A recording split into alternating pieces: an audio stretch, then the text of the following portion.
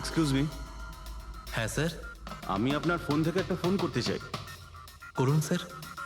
Well, আমার একটু private কথা ছিল আর কি। এছাড়া কি আপনার কাছে অন্য কোনো ফোন আছে? স্যার ওইটাই চলে যান, ওটা থেকে কথা বলে নিন। Thank you. Thank you.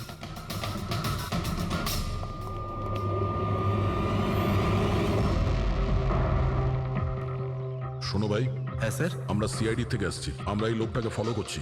এই লোকটা যে কথা বলছে ওটা আমাদের শুনতে হবে যে কি কথা বলছে। স্যার ওই ফোনটা এই ফোনটার সাথে কানেক্টেড। আমার মনে হচ্ছে সিআইডি কিছুই জানতে পারেনি। প্ল্যানটা সাকসেসফুল। আমাদের প্ল্যানটা খারাপ করার শুধু একটাই লোক ছিল, আর সে ছিল দিনেশ।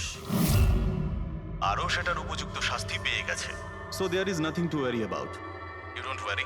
আমি যদি কিছু জানতে পারি তোমাকে জানাবো। I love you two.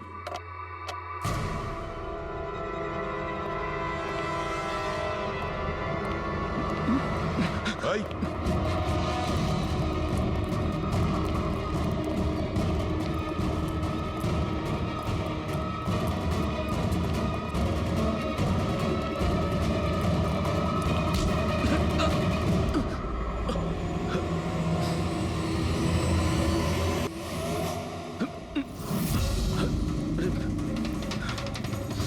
আমি আপনাদেরকে কিচ্ছু বলতে পারবো না।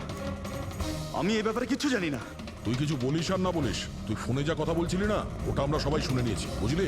শুধু এটা বল, টাকা কোথায়? হ্যাঁ, দেখো, মুখ বন্ধ করে কেন নিজের জীবনের সর্বনাশ ডেকে আনছো? তোমার মঙ্গল এতেই, চুপচাপ যা জানো সব বলে দাও। টাকাটা ওর কাছে রয়েছে।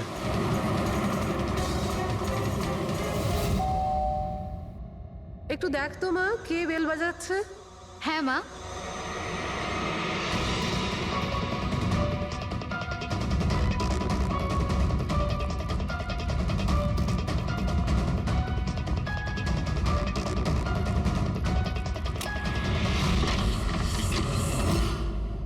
হাই, চিনতে পেরেছো? স্যার, মানসী। অ্যাকচুয়ালি আমরা আপনার বাড়ির তল্লাশি নিতে চাই। Search warrant. কি ব্যাপার? আপনারা কারা? সিআইডি। আমাদের কাছে আপনার বাড়ির তল্লাশির অর্ডার আছে। কিন্তু আমরা কি করেছি? আপনারা এখানে কেন এসেছেন? খুব তাড়াতাড়ি জানতে পারবে। চেক করো।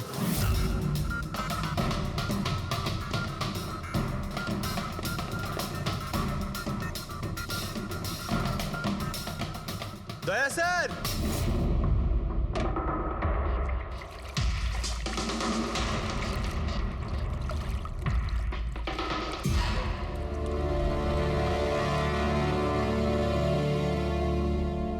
চলো। এই নোটগুলোতে রক্ত লেগে রয়েছে। ডিএনএ টেস্ট করলেই জানতে পেরে যাব যে এই রক্তটা সিডের, তাই না? এবার বলো, কিছু জিজ্ঞেস করবে? এখন এ জিজ্ঞাসা করবে না, আমরা জিজ্ঞাসা করব ব্যুরোতে। কিন্তু আপনারা আমাকে কেন সন্দেহ করলেন? শেষবার আমাদের মনে হয়েছিল যে দিনেশ খুনি, কিন্তু ও সুইসাইড করে প্রমাণ করে দিয়েছে যে ও খুনি নয়। মানুষই এটা কি চেনো? এটা তোমার ইউনিফর্মের কাপড়ের টুকরো। এটার কারণে আমরা তোমাকে সন্দেহ করছি, বুঝেছো? আর তারপর আমরা এইটা খোঁজ লাগালাম যে তুমি এরকম কাজ করলে কেন। আপনি জানতেন যে আমি এসব কেন করেছি? মিস্টার রানা, আপনার বাবা ছিল, রাইট? হ্যাঁ, উনি আমার বাবা ছিলেন, আর ওনার প্রাণ সিট আর ওনার সঙ্গীতের জন্য গেছে। উনি ওই ঘটনাটা কিছুতেই ভুলতে পারেননি। আর উনি একজন ডায়াবেটিসের রোগী ছিলেন। তারপরে উনি প্রচুর ড্রিঙ্ক করতে শুরু করে দিয়েছিলেন। উনি কি জানতেন এগুলো যা হচ্ছে সেগুলো সবই নাটক? না, উনি কিছুই জানতেন না। যদি এটা জানতেন তাহলে নিজের প্রাণ নিতেন না। উনি তো এই সব কিছুকে সত্যি মনে করতেন। ইউএসএ তে ছিলাম আমি, যখন মা আমাকে কল করলো। বাবার অবস্থা খুব খারাপ ছিল। যখন আমি ইন্ডিয়া আসলাম তখন উনি আমাকে বললেন যে আমাকে ওনার কোনো অসম্পূর্ণ কাজ পূর্ণ করতে হবে আর ওনার অপরাধীদের শাস্তি দিতে হবে। তারপরে আমিও বাবাকে প্রমিস করেছিলাম যে আমি ওনার অসম্পূর্ণ কাজ শেষ করব। তারপরে উনি আমাদের সবাইকে ছেড়ে চলে গেলেন। তারপরে তুমি কি করলে? তারপরে আমি খোঁজ করা শুরু করি, কিন্তু ওই সময় এরকম কোনো কেস রেজিস্টারই হয়নি। কিন্তু পরে আমার মনে পড়েছিল, বাবা বলেছিল যে এই জেডিস ক্লাবে দিনেশ ওনাকে সিডের সাথে দেখা করিয়েছিল। তো এইভাবে তোমার সঙ্গে দিনেশের দেখা হয়? হ্যাঁ, তারপরে আমি ওখানে ওয়েটারে চাকরি করা শুরু করি, দিনেশকে নিজের বন্ধু বানাই আর ধীরে ধীরে ওর কাছে আসতে থাকি। তারপরে পুরো বিষয়টাই আমি বুঝতে পেরেছিলাম যে কিভাবে ওরা আমার বাবাকে বোকা বানিয়ে আমার বাবার থেকে টাকা নিয়েছিল। কিন্তু আইনের কাছে সাহায্য চাওয়ার বদলে তুমি আইন নিজেই হাতে নিয়ে নিলে। বেইমানির বদলে বেইমানি। দিনেশের সঙ্গে তুমি ভালোবাসার নাটক করেছিলে। হ্যাঁ, আমি নাটক করেছি। ওদেরকে উপযুক্ত শাস্তি দেওয়ার জন্য আমি এটা করেছিলাম। আর এতে তোমার সাহায্য করেছে তোমার প্রেমিক, তোমার আসল বয়ফ্রেন্ড।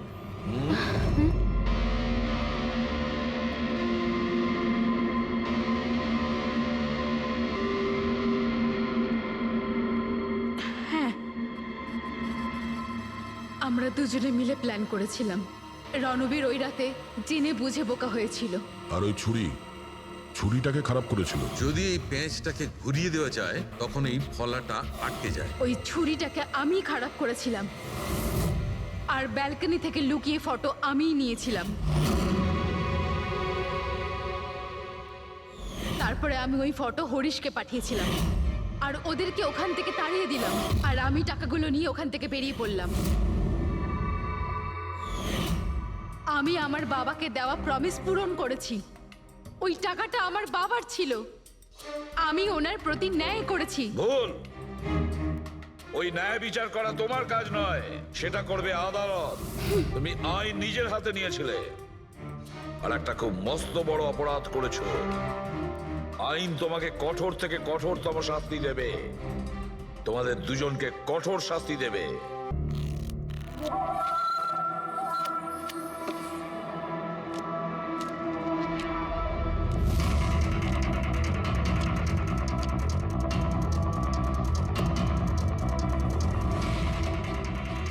এই রইল আমার 2 লাখ টাকার চাল।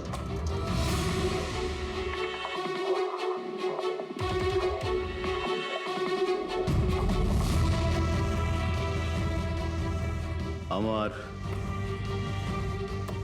3 লাখ টাকার চাল।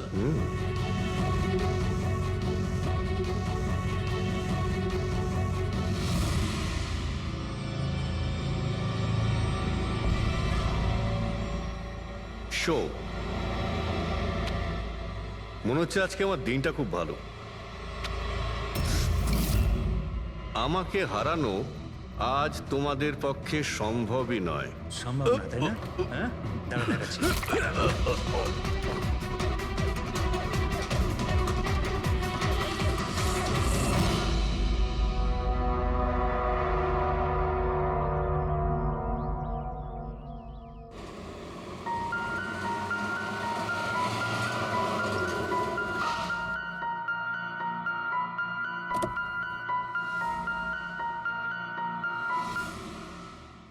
চলো বাচ্চারা,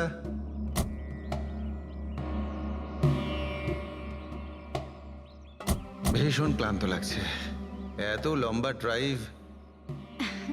হেমন্ত, তুমি তো জানো আমরা ভ্যাকেশনে এসেছি, তাহলে কিছুদিন তুমি বিশ্রাম করে নিও। ওকে ওকে বাবা, ঠিক আছে, দরজা তো খোলো, আমি লাগেজগুলো নিয়ে আসছি। হ্যাঁ। এসো।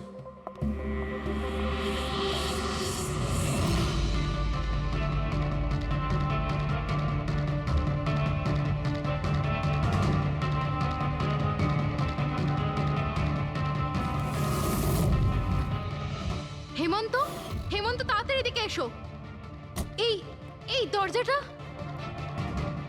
তুমি ওদের গাড়িতে বসাও, আমি দেখছি। হেমন্ত, সাবধানে প্লিজ। চলো চলো চলো।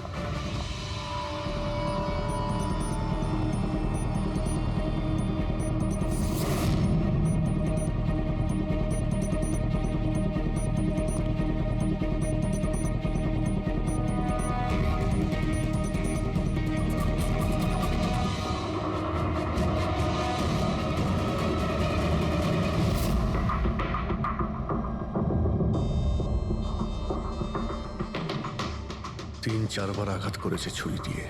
লাশ খুব একটা পুরনো নয়, মনে হচ্ছে কাল রাতে খুন হয়েছে এর। জুয়া খেলার সময় মারা গিয়েছে। এই 5টা গ্লাস পড়ে আছে এখানে, আর এই 5টা ভাগে তাস বাটা আছে। মনে হচ্ছে এছাড়া আরো 4 জন ছিল, ওদের মধ্যে কেউ একজন মেরেছে একে। বাইরে থেকেও কেউ আসতে পারে। পুরবী পঙ্কজ, একটু দেখো তো এই জালনা কিংবা দরজা ভাঙা নেই তো? মিস্টার হেমন্ত, এই লোকটা কে? না স্যার, আমি তো এনাকে আগে কখনো দেখিও নি। এই লোকটা আপনার ঘরে মরে পড়ে আছে, আর দেওয়ালের চারিদিকে ওর ছবি লাগানো আছে। এটা কি করে সম্ভব? একজন অচেনা লোক আপনার এই হলিডে হোমে এসে তাস খেলছে, মারা গেছে। How it possible?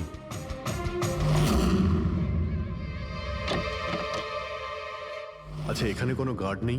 ছিল স্যার, বহু বছর একজন গার্ড ছিল, কিন্তু ওই মাস 4 আগে তার মৃত্যু হয়, ব্যাস তারপর থেকে আর কেউ নেই। আমি ভেবেছিলাম যে এবার একজন নতুন গার্ড রাখবো। আমায় বিশ্বাস করুন, আমি একদম সত্যি বলছি। আমি এই ভদ্রলোককে চিনিও না। উনি এখানে কি করছিলেন, ওনার ছবি এখানে কেন টাঙানো, আমি কিচ্ছু বুঝতে পারছি না।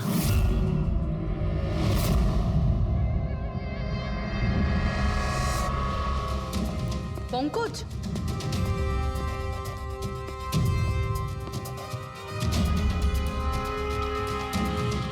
স্যার স্যার, জোর করে তো কেউ ভেতরে ঢোকেনি। হ্যাঁ, পিছনের দরজায় তালা নেই কোনো, আর তার ছিটকানিটা বাইরে থেকে খোলা যায়। ওখান থেকে এসছে ওরা। আর স্যার, এই লিভিং রুমের যে জানলাটা আছে এর বাইরে একটা কাটার ঝোপ আছে। ঝোপের মধ্যে এইটা পেলাম স্যার, কাপড়ের টুকরো।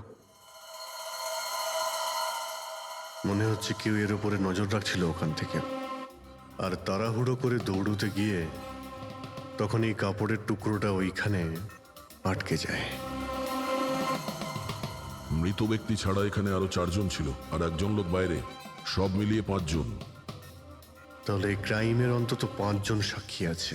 যদি ওই 5 জনের মধ্যে একজনকেও ধরতে পারা যায়, তাহলে জানা যাবে কাল রাতে এখানে কি হয়েছিল। 3 জন লোক আছে যারা এই খুনটা সম্বন্ধে জানে, এবং তারা যে খুন হয়েছে তার ছবি দেখে চিনতে পেরেছেন। কখন আসছে ওরা? একটা সময়। 5 জনের মধ্যে 3 জন প্রথমবারই পাওয়া গেল, নট ব্যাড। আর স্যার, ওনারা নিউজ দেখে নিজেরাই আমাদের সঙ্গে দেখা করতে এসেছিলেন। অসাধারণ ব্যাপার। সমাজে যদি বাজে লোক থাকে, ভালো লোকও অনেক আছে স্যার। কিন্তু ওরা কাল রাতে রিপোর্ট লেখালো না কেন? স্যার স্যার, এরা ওই 3 জন, প্রীতম, রণবীর, বিক্রম। প্রীতম, রণবীর আর বিক্রম। তোমরা সবাই জানো ওই খুনটার ব্যাপারে? Yes sir. 3 জনের আলাদা করে স্টেটমেন্ট নাও। স্যার, যখন সিডের খুন হয়েছিল তখন আমি ওখানেই ছিলাম। সিড? ওর নাম সিড ছিল? হ্যাঁ স্যার। স্যার, আমি ওদের চিনতামও না। কালকে প্রথমবার ওদের সাথে দেখা হয়েছে, আর কালকেই খুন হয়ে গেল। এক মিনিট। সব কিছু ঠিক মতন বলবে। স্যার, আসলে ওই যে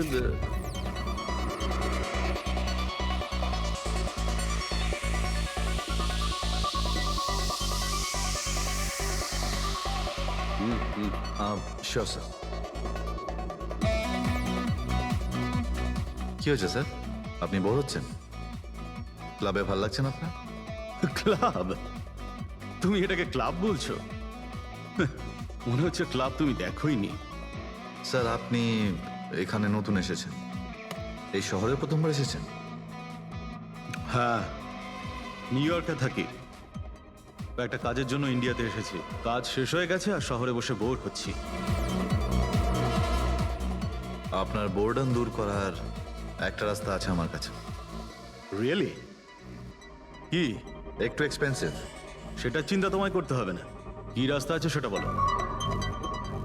ভেবে দেখুন স্যার, লাখ টাকার ব্যাপার, আর রিস্কও আছে। জোকিং?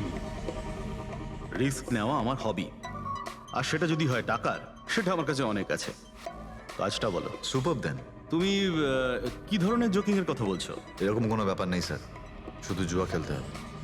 লাখ টাকা, জিতে গেলে মালামাল, আর হেরে গেলে কঙ্কাল। আর এমনিতেও আপনার টাকার তো কোনো চাপ নেই। তাহলে চলুন আমার সাথে, কাম। যাচ্ছ কোথায়? এক ভদ্রলোকের বাড়ি। ভদ্রলোকের বাড়ি? কে ভাই? ওই যে দেখতে পাচ্ছেন, ব্ল্যাক জ্যাকেট হোয়াইট শার্ট। তাহলে ওই বারটেন্ডার তোমাকে ওর বাড়িতে নিয়ে গিয়েছিল, তারপর তারপর কি হয়েছিল? না স্যার, ও সিডের বাড়ি নিয়ে যায়নি, ও সিডের সঙ্গে পরিচয় করায়, তারপর আমরা সিডের বাংলোতে যাই।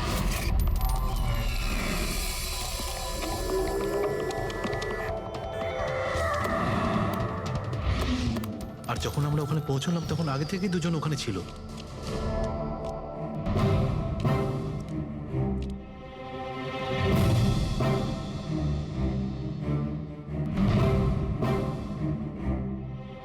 এই রইলো আমার 2 লাখ টাকার চাল।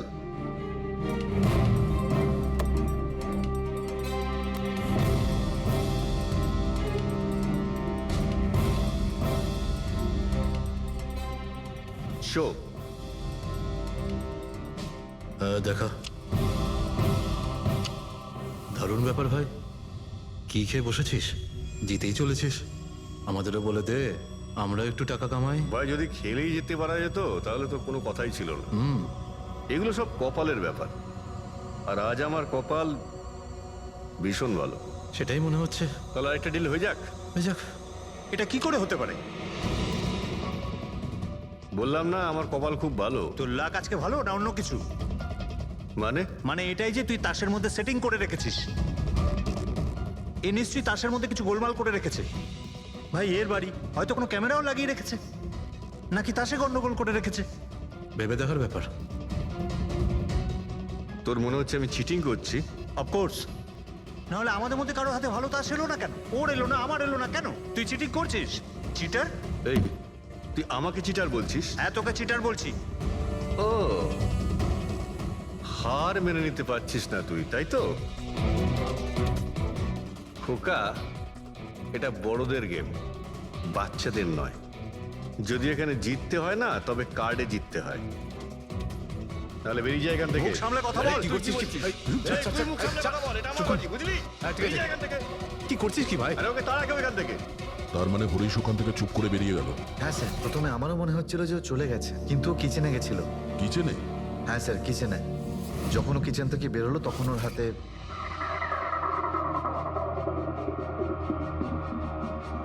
তুই আবার এসিস এখানে? তোকে বলেছি না এখানে আসবি না? বেরো এখান থেকে। কি হলো কি? এই তুই আবার হাত দিচ্ছিস গায়ে? আরে ভাই, আরে কি করলি কি তুই? আরে মেরে দিল ওকে। এটা কি করলে? মেরে দিলে? আমি অ্যাম্বুলেন্সকে কল করছি, তোরা এখানে থাক। আরে মরে গেছো। পুলিশকে ফোন কর, না হলে আমরা সবাই ফেসে যাবো। পুলিশকে ফোন করলে আমরা বেঁচে যাব? জুয়া খেলছিলাম আমরা, বেআইনি এই জুয়া খেলা। হ্যাঁ, জুয়া খেলেছি, কাউকে মারিনি তো দেখ, আমরা। বেশি চালাকি করিস না। পুলিশ যদি আসে না, আমি একা ফাঁসবো না, সবাই মিলে ফাঁসবো। সেভ একটা কাজ করতে পারি, তোরা এখান থেকে যা, আমি কাজটা খতম করে আসছি। তোমরা কত টাকা হেরেছিলে? স্যার 30 লাখ। আমার প্রায় 50 লাখ মতন। স্যার 35 লাখ। এক মিনিট রণবীর, তুমি বলেছিলে যে সিড ওই সময় সাদা শার্ট পরেছিল। ইয়ে স্যার, উনি সাদা শার্টই পরেছিল। আর বিক্রম, তুমি বলেছিলে যে ও হলুদ শার্ট পরেছিল। হ্যাঁ স্যার, ও হলুদ শার্টই পরেছিল। ও সাদা বা হলুদ রঙের শার্ট পরেছিল না, একটু ব্লুইশ কালার ছিল শার্টটার, আমার ভালো মনে আছে। কিভাবে সেটা হয়? আমরা যখন লাশটাকে পেয়েছিলাম তখন ও হোয়াইট কালারের শার্ট পরেছিল, আর রণবীরও তো এই একই কথা বলছে। এটা কিভাবে সম্ভব? একই সময়ে আলাদা আলাদা ড্রেসে কিভাবে খুন হয়? স্যার, যখন মার্ডার হলো তখন এটা কেউ ছিলই না ওখানে। ছিল না মানে? মানে এটাই যে আমার ভালো মতো মনে আছে, এটা 6 মাস আগের ঘটনা। এরা ছিল না ওখানে। না স্যার, এটা পুরো 1 বছর আগের কথা। কি সব বলছে স্যার এরা? ফোন তো কাল রাতে হয়েছে, তাই না? এক্স্যাক্টলি, খুনটা গতকাল রাতেই হয়েছিল। আর সেই সময় উনি সাদা রঙের শার্টই পরেছিলেন। এক মিনিট, এসব তোমরা কি বলছো? কাল রাত, 6 মাস, 1 বছর আগে? হ্যাঁ স্যার। আই হোপ তোমরা একটা লোকের মার্ডারের কথা বলছো যা কাল রাতে হয়েছিল, তাই তো? আর তোমরা বলছো এই দুইজন ছিল না মার্ডারের সময়? স্যার, এরা দুজন ওখানে ছিল না। আমি যে মার্ডারের কথা বলছি সেটা 6 মাস আগে হয়েছে। স্যার, খুনটা কাল রাতেই হয়েছিল। আর সেই সময় যারা ছিল সেই দুজন অন্য কেউ ছিল, ওরা তখন ওখানে ছিল না। হ্যাঁ স্যার, ওরা ঠিক বলছে, আমিও চিনি না এদেরকে। তোমরা তিনজনের সিডের কথাই বলছো তো? আর মার্ডার হওয়ার আগে ও তোমাদের সঙ্গে চেরিস ক্লাবে দেখা করেছিল তো? আর তারপরে ও তোমাকে হেমন্ত বিলায় নিয়ে গেছে। না স্যার, ও আমাকে সংকল্প ম্যানশনে নিয়ে গেছিল। আর সেটা ওই কীর্তি হিলসে, হ্যাঁ কীর্তি হিলসে ছিল। না স্যার, ও আমাকে ইয়াশ হাউসে নিয়ে গেছিল, যেটা কার্টিস রোডে রয়েছে। একটাই লোক তিনবার তিন জায়গায় 3 রকম আলাদা আলাদা জামা কাপড় পরে কি করে মরতে পারে? হ্যাঁ সালুকে বলো। আচ্ছা ঠিক আছে, ওকে। অজিত, সালুকে কোনো সূত্র খুঁজে পেয়েছে। তোমরা যাও সালুকের সঙ্গে দেখা করো, আর ততক্ষণে আমি এদেরকে একটু জিজ্ঞাসাবাদ করি।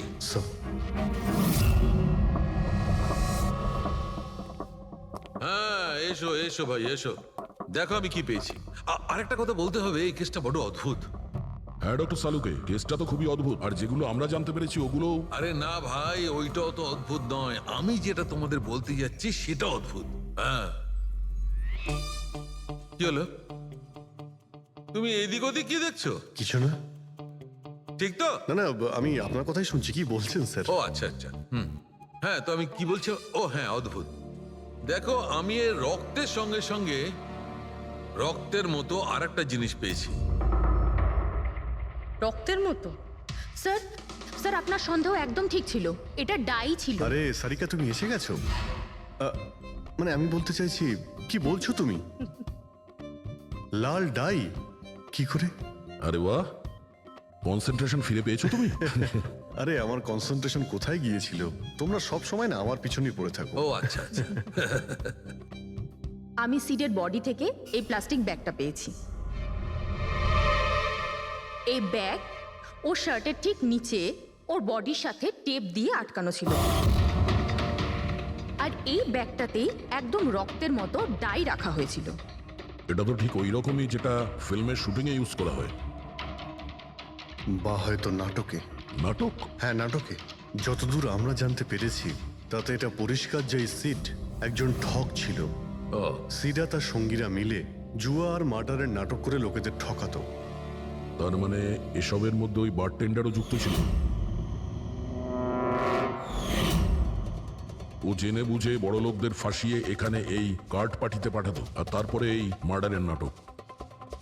তো এই জন্য রণবীর, বিক্রম আর প্রীতম আলাদা আলাদা জায়গায় আলাদা আলাদা সময়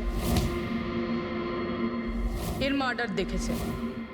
আর ওরা এসব অনেক আগে থেকেই করছে, কিন্তু কাল রাত ওদের নাটক বাস্তবে পরিণত হয়। প্রতিবারই একটা নতুন বাংলো, নতুন লোক ঠকানোর জন্য। আর বাকি সব সেম, একই খেলা, একই ঝগড়া, আর সেই একই সিটের মার্ডারের নাটক। লোকেদের কাছ থেকে টাকা নিয়ে পুলিশ কেসে নামে লোকেদের ভয় দেখিয়ে বের করে দেওয়া, সব কিছু সেম টু সেম। প্ল্যান তো খুব ভালো ছিল, কিন্তু কালকে হঠাৎ মার্ডার কি করে হয়ে গেল? কারণ কালকে রাতে একটা গন্ডগোল হয়েছে। মানে? 1 মিনিট।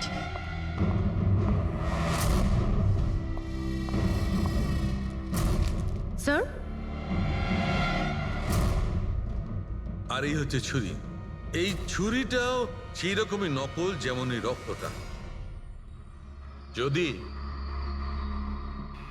এটাকে কারোর শরীরে মারা যায় তখন এটা শরীরের ভেতরে যায় না, এটা ছুরির ভেতরেই চলে যায়। এই দেখো। কিন্তু ডক্টর, এটা যদি নকল চাকু হয় তাহলে এই নকল চাকু দিয়ে সিড মারা গেল কি করে? কালকে রাতে একটা ভুল হয়েছিল। এখানে একটা পেঁচ আছে, এই দেখো। যদি এই পেঁচটাকে ঘুরিয়ে দেওয়া যায় তখন এই ফলাটা আটকে যায়, ভেতরে ঢুকতে পারে না। তারপর এই ছুরিটা দিয়ে কেউ যদি আঘাত করে শরীরের ভেতরে ঢুকে যায়। কেউ ইচ্ছে করে এই ছুরিটাকে এরকম বানিয়েছে যাতে সিড মরে যায়। এরকম তো সেই লোকটাই করতে পারে যে এই খেলার ব্যাপারে সব কিছু জানতো। এটা বোধহয় সে যে লিভিং রুমের ব্যালকনিতে ছিল, যার কাপড়ের টুকরো আমরা পেয়েছিলাম। আর দ্বিতীয়ত, আমাদের খুনির কাছে সে পৌঁছবে যে বাকি লোকেদের কার্ড পার্টি পর্যন্ত পৌঁছেছে। ওই bartender Dinesh. Excuse me? I am sorry sir, এখনো ক্লাব ওপেন হতে বেশ কিছুটা সময় বাকি আছে। Sorry sir. আমরা একটা কেসের ব্যাপারে এখানে এসেছি। আমরা সিআইডি থেকে। সিআইডি? হ্যাঁ বলুন স্যার, আমি কি করতে পারি আপনার জন্য? স্টাফেদের সঙ্গে কিছু কথা আছে। স্টাফেরা এখানে আছে? এখন সবাই তো এখানে নেই, কিছু লোক আছে যারা লকার রুমে ইউনিফর্ম চেঞ্জ করছে। আপনাদের একজন বারটেন্ডার দিনেশ, সে কোথায়? ম্যাম কাল থেকে ও কাজে আসেনি, জানি না না বলে কোথায় গেছে। আচ্ছা স্যার, ব্যাপারটা কি? ও কিছু ঘটিয়েছে নাকি? করেছে কি করেনি সেটা পরে আপনি জানতে পারবেন। আপাতত আপনি ওর অ্যাড্রেস দিন আমাদের। স্যার, ও এখানে যে অ্যাড্রেস দিয়েছিল সেটা ভুল অ্যাড্রেস। অ্যাকচুয়ালি ও যখন উধাও হয়ে গিয়েছিল, এখানে অ্যাড্রেস বুক থেকে ওর সব ডিটেলস বার করেছিলাম আমি, কিন্তু তারপর দেখলাম যে অ্যাড্রেসটা ভুল। আপনি চাইলে আমি আপনাকে অ্যাড্রেসটা দিতে পারি, কিন্তু আমার মনে হয় না আপনি ওকে ওখানে খুঁজে পাবেন। আপনি যখন কাউকে কাজে রাখেন তখন তাদের ডিটেলস নিয়ে রাখেন না? আপনি কি জানেন আপনার এই বারকে সামনে রেখে ও লোককে ঠকাতো? হোয়াট? আর আমরা এখন ওকে একটা খুনের ব্যাপারে খুঁজছি। Murder? I am sorry ma'am, আমি সত্যিই জানতাম না। সেই জন্যই আগে থেকে ভালো করে খোঁজ নিতে হয়। রুলসগুলো আপনার ভালো করে ফলো করা উচিত ছিল। আগে থেকে এগুলো করলে আজকে এরকম প্রবলেম হতো না। I am sorry sir. আচ্ছা, এই দিনের সম্পর্কে আর কি বলতে পারো? কিছু জানো ওর সম্পর্কে? না স্যার, তেমন বিশেষ কিছু নয়, কারণ ও খুব কম কথা বলতো, বেশিরভাগ চুপ করেই থাকতো। সেই জন্য ওর বন্ধু কম ছিল, শুধু এক মেয়ে ছাড়া, মানসী। ও এখানে ওয়েট্রেসের কাজ করে। ওদের মধ্যে ভালো ভাব ছিল, যদিও ওরা দুজনে কোনোদিন এটা প্রকাশ করেনি, কিন্তু আমার মনে হয় যে ওদের মধ্যে প্রেমের সম্পর্ক ছিল। তো আপনি মানসীকে জিজ্ঞেস করেননি কি ছিল ওদের মধ্যে? জিজ্ঞেস করেছিলাম ওকে, কিন্তু ও নিজেও জানে না। কোনো ব্যাপার না, মানুষকে একবার ডাকুন তো। ঠিক আছে স্যার। স্যার, মানসী। মানসী, দিনেশ তোমার বন্ধু ছিল? ছিল মানে? ও ঠিক আছে তো? দেখো, একটা খুন হয়েছে, আমরা সন্দেহ করছি দিনেশ ওটাতে ইনভলভ আছে। আমরা ওকে খুঁজছি। তুমি জানো কোথায় আছে ও? আমি নিজেই অনেক টেনশনে আছি, ওর ফোনও লাগছে না। আর ও এখানে যে অ্যাড্রেসটা দিয়েছিল সেটাও নকল। আর আপনারা বলছেন যে ও কোনো মার্ডারের সাথে যুক্ত?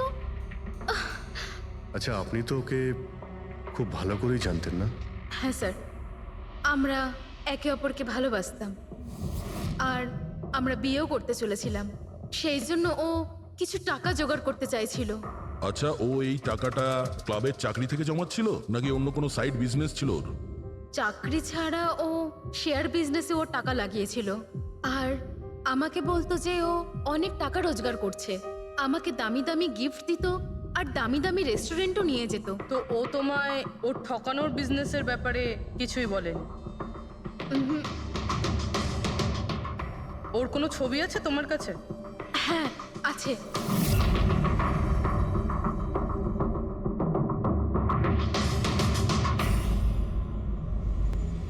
স্যার, এই দিনেশ তো নিরুদ্দেশ, কিন্তু ওর ছবি আমরা পেয়েছি। এটাকে আমরা স্যার, এই দিনেশ তো নিরুদ্দেশ, কিন্তু ওর ছবি আমরা পেয়েছি। এটাকে আমরা সার্কুলেট করে দিচ্ছি। হ্যাঁ, করাও অভিজিৎ, করাও। তিনজনের স্কেচ তো করা হচ্ছে। একটা কথা তো পরিষ্কার যে চারজন সবাই একসঙ্গে কোনো গর্তে লুকিয়ে বসে আছে। হ্যাঁ স্যার। স্যার, এটা ঠক কিন্তু খুনি নয়। ভুল করে এদের হাতে খুন হয়ে গেছে। 100% এটা ভয় পেয়েই কোথাও লুকিয়ে রয়েছে। ব্যাস, এই ভয়টাকেই আমাদের কাজে লাগাতে হবে। এমন ভাবে ভয় দেখাতে হবে যে ওরা নিশ্চয়ই কোনো ভুল করে থাকবে আর আমরা খাপ করে ধরে ফেলবো। স্যার। স্যার, হ্যাঁ, স্কেচ তৈরি। ওকে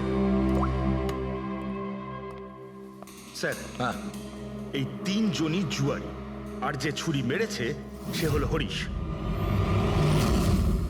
একটা কাজ করো, এই তিনটে স্কেচই আর ওই বারটেন্ডারের ছবি প্রতিটা police station, railway station, bus stand, লজে সব জায়গায় পাঠিয়ে দাও। আর সমস্ত নিউজ চ্যানেলেও পাঠিয়ে দাও। আর ওদেরকে জানিয়ে দাও যে 24 ঘন্টা যেন এদের ছবি দেখানো হয়। প্রত্যেকটা বাড়িতে এদের ফটো দেখাতে হবে। তারপরে দেখবো কতদিন লুকিয়ে থাকে আমাদের হাত থেকে। এই 4টে ফটো খুব ভালো করে দেখুন। এই 4জন এই হত্যাকাণ্ডে জড়িত। এদের ব্যাপারে কোনো রকম সূত্র বা কোনো রকম খবর পেলে সিআইডি কে এই নাম্বারে খুব তাড়াতাড়ি যোগাযোগ করবেন। এরা খুবই ভয়ানক। এরা সবাই ইন্ডাস্ট্রিয়ালিস্ট হেমন্ত কুমারের ফার্ম হাউসে নিজেরই এক বন্ধুকে খুন করে পালিয়ে গেছে। পুলিশরা অনেকক্ষণ ইনভেস্টিগেশন করার পরেও সেখান থেকে কোনো কিছুই খুঁজে পাওয়া যায়নি। সিআইডি এদের সবাইকে খুঁজছে। এই হলো এদের ফটো।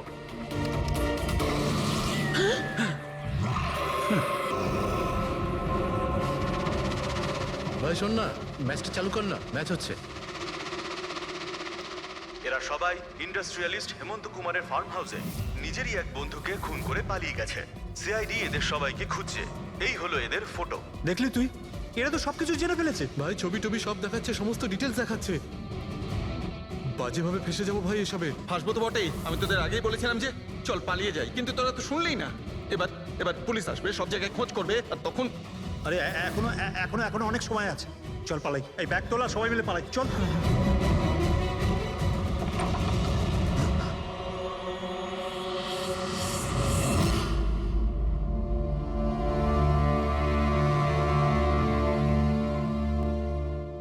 স্যার, সিট তো আমার খুব ভালো বন্ধু ছিল, আমার পার্টনার ছিল, সব কিছু ঠিকঠাক চলছিল, এতদিন ধরে কোনো গোলমাল হয়নি। ওই রাতে কি যে হলো, আমি তো অন্যান্য বারের মতোই নকল ছুরিই মেরেছিলাম, কিন্তু মানে মানে জানি না কিভাবে কিভাবে মরলো, আমি জানি না। এও জানে না। ওসব নাটক বন্ধ করো আর সত্যি করে বলো। বলো। স্যার, আমরা ধনী আর এনআরআই লোকদের বোকা বানিয়ে ঠকাতাম, আর দিনেশ ওই জেডিস ক্লাব থেকে এই ধরনের বোকাদের সিডের কাছে আনতো। তারপর আমরা সেই বড় লোক এনআরআই লোকগুলোকে কোনো খালি নির্জন বাংলোয় নিয়ে যেতাম, যেটা আমরা প্রথম থেকেই সিডের বাংলোর মতো সাজিয়ে রাখতাম। হ্যাঁ স্যার, আমার একটা বিজনেসও আছে স্যার, রিয়েল এস্টেটের বিজনেস। তাই স্যার এই কাজের জন্য এরকমই খালি শুনশান বাংলোর খোঁজ করতাম আমি স্যার, আর তারপর অ্যাভেলেবেল করাতাম এই কাজের জন্য স্যার। স্যার প্রথমে আমরা মুরগিকে জিততে দিই, আর তারপর যখন সে ভরসা পেয়ে যায় তখন সিট জেতা শুরু করে দেয়। এই সব কিছুর প্ল্যান থাকতো স্যার, সিট জিততেই থাকতো, আর আমি আর ওরা আমার মধ্যে ঝগড়া শুরু হতো, আর আমি রেগে গিয়ে ওকে খুন করে দিতাম, মানে মিথ্যে করেই। এসব দেখে ধনী এনআরআই লোক ঘাবড়ে যেত আর ওদের টাকা পয়সা ফেলে পালিয়ে যেত।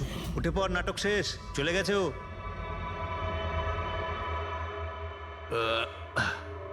ঠিক গেছে তো রে? হ্যাঁ গেছে। উফ, আরে লেগে যাবে পাগল।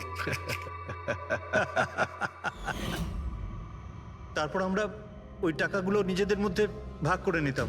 ওই রাতেও সব এরকমই হয়েছিল, আমি ওকে ছুরি মেরেছিলাম, আর তারপর পুলিশকে ফোন করা যাক আর সবকিছু ডিটেলে বলে আমি দেওয়া যাক। পুলিশের চক্করে পড়তে চাই না। আমার পাসপোর্ট, ইউএসএ সিটিজেনশিপ সবকিছু চলে যাবে। না না না না না, আমি যাচ্ছি। আরে ঘুমিয়ে পড়লি নাকি সিট? আরে ওঠ ভাই, অনেক হয়েছে, আর ওভার অ্যাক্টিং করতে হবে না। Seat set set. আরে এই তো সত্যি মরে গেছে। আরে ছুরিটা সত্যি সত্যি লেগে গেল নাকি ওর? আরে কি বাজে কথা বলছিস কি তুই? আরে সিট ওঠ না। সিট ওঠ না। আরে ছুরিটা কি করে? তুই ছুরিটা ইউজ করার আগে চেক করিসনি নাকি? আরে প্রথমবার করছি নাকি? শুটিংয়ের ছুরি এটা, একটাই তো ছুরি আছে না, কিন্তু এই খুন কি করে হতে পারে? আমাদের পুলিশকে জানাতে হবে। পুলিশকে যদি জানাই তো আমরা সবাই ফেসে যাব। তাহলে কি করব?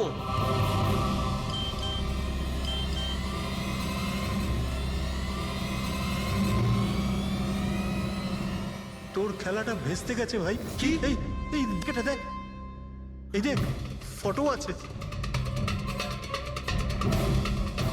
আরে আমি এই ফটোগুলো এখনই পাঠাচ্ছি পুলিশের কাছে অ্যাড্রেস সহ, ওরা এক্ষুনি ওখানে এসে পড়বে। তোর খুব শখ হয়েছিল না খেলা, এবার দেখি পুলিশের সাথে কেমন লুকোচুরি খেলিস। তুমি বলছো যে তোমরা ওখানে টাকা ফেলে পালিয়ে গিয়েছিলে? হ্যাঁ স্যার, পুরো 90 লাখ টাকা ছিল স্যার। আমরা সব ফেলে পালিয়েছিলাম। কিন্তু আমরা তো ওখানে কোনো টাকা পাইনি। আমি কিছু জানি না ম্যাম, ওই টাকাটা কোথায় গেছে, ওই নকল ছুরিটাই বা আসল কি করে হয়ে গেল, সিডের খুন কি করে হয়ে গেল, আমি কিচ্ছু জানি না ম্যাম। কেউ তোমাদের জালে তোমাদেরই ফাঁসিয়ে দিয়েছে, বুঝেছো?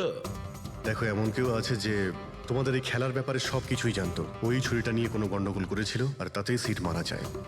আর ওই দিনেশ, ও কোথায়? সিড মারা যাওয়ার পর আমি দিনেশকে ফোন করেছিলাম, আমার কথা শুনে ও খুব ঘাবড়ে গেছিল, বললো কি যে ওই শহর ছেড়ে চলে যাবে। দিনেশ তো তখন থেকেই উধাও। তাহলে কি পুরো প্ল্যানটা আবার দিনেশ করেনি তো? ওখানে রণবীরকে পাঠায় আর হরিশের ছুরিটাই চেঞ্জ করে দেয়, আর তারপরে দিনেশ ব্যালকনিতে লুকিয়ে পড়ে। আর ওখান থেকে দিনেশ ফটো তুলেছে স্যার, আর হরিশকে পাঠিয়েছে, আর তারপর বলেছে যে পুলিশ আসছে, তাই এরা সব ভয় পালিয়ে গেছে। 90 লক্ষ টাকা ছেড়ে পালিয়ে গেছে। তার মানে দিনেশ আমাদের সাথে বেইমানি করেছে। বাহ, সবাইকে ঠকায় যে লোক, যখন তাদের সাথে এরকম হলো খারাপ লাগছে।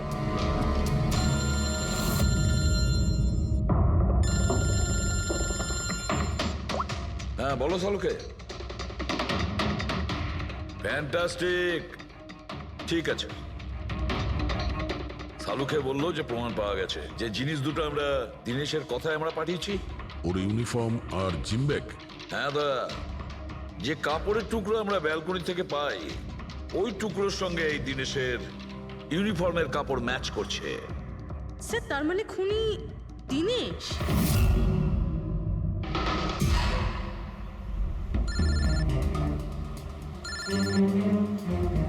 এসিপি স্যার,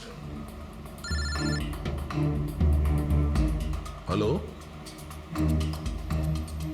কি জিটি রোড? ঠিক আছে স্যার, ওকে ওকে। জিটি রোডে যেতে হবে। দিনেশকে জিটি রোডের বাজারে দেখা গেছে।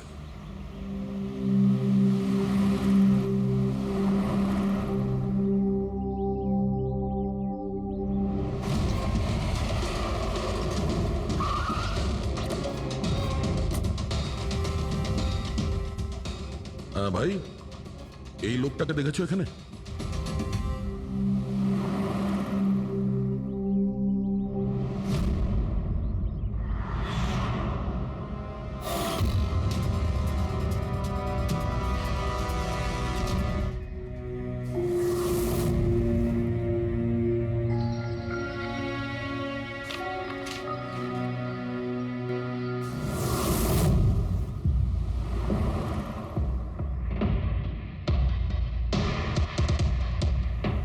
আচ্ছা এই যে দাদা, একে দেখেছেন? হ্যাঁ দেখেছি তো। কোথায়? ওই তো ওখানে দাঁড়িয়ে রয়েছে। আগে? হ্যাঁ আগে। থ্যাঙ্কস থ্যাঙ্কস, চলো। মা, বাবা, আমায় ক্ষমা করে দিও। আমি তোমাকে অনেক কষ্ট দিয়েছি, তোমাদের মান সম্মান ডুবিয়ে দিয়েছি। কিন্তু একটা সত্যি কথা, আমি খুনি নই, আমি কাউকে খুন করিনি। আমি শুধু একটু টাকা ইনকাম করতে চেয়েছিলাম, কিন্তু আমি জানতাম আজ নয়তো কাল পুলিশ আমাকে ধরেই নেবে। এটা হওয়ারই ছিল।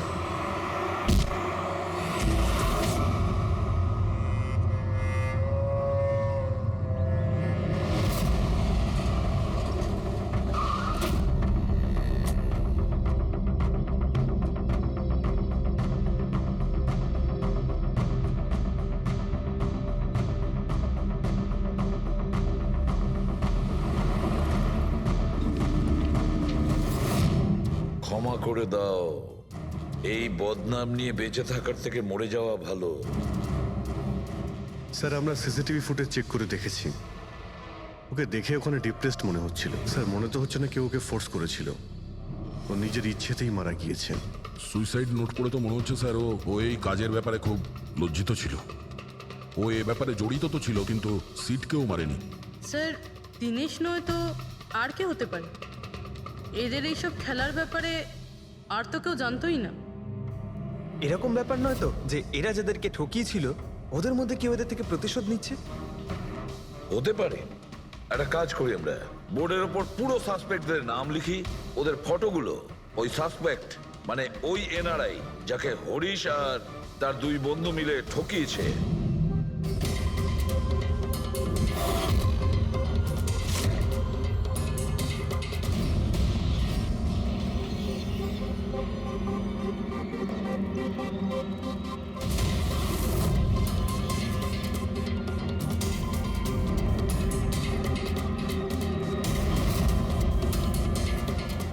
স্যার এই হলো সেই সমস্ত লোকগুলো যারা এই কেসের সঙ্গে জড়িত।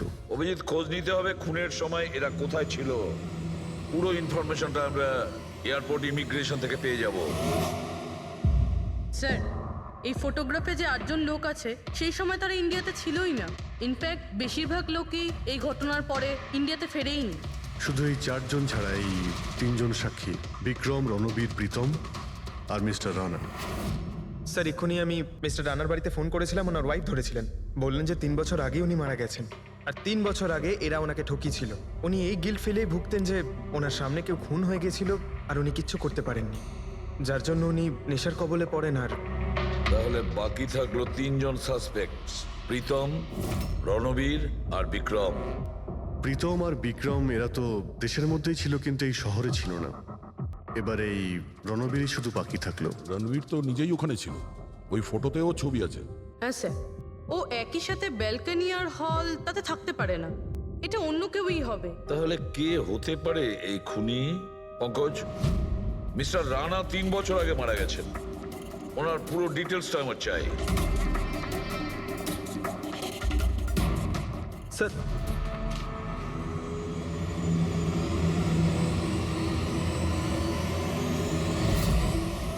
এটা কোনো একজন লোকের কাজ নয়, অন্য কেউ আছে যে ওর সঙ্গে কাজটা করেছে। আমার তো মনে হচ্ছে যে খুনি আমাদের চোখের সামনেই আছে, শুধু আমরাই ওকে দেখতে পাচ্ছি না। ইয়েস, খুনি তো আমাদের সামনেই ঘুরছে। কি কথা বলেছো ফ্রেডি, সুপার। আমি স্যার? হ্যাঁ তুমি। খুনি সত্যিই আমাদের চোখের সামনে ঘুরছে, কিন্তু আমরা ওকে দেখতে পাচ্ছি না। কিন্তু এখন আমি বুঝতে পেরে গেছি। হোটেলে যাই। হোটেল? হ্যাঁ হোটেল। থিওরি হিসেবে ওর হোটেলেই থাকার কথা। একবার যদি জানতে পারি যে খুনি ওই, তাহলে ওর সঙ্গী আর জুয়োর টাকা সব পেয়ে যাবো। তাহলে চলুন স্যার, তাড়াতাড়ি যাওয়া যাক আর ওকে ধরে ফেলি গিয়ে। ধরবে না ওকে, ওর ওপর নজর রাখতে হবে। আর হ্যাঁ, যদি বেশি চালাকি করে তাহলে ছাড়বো না ওকে।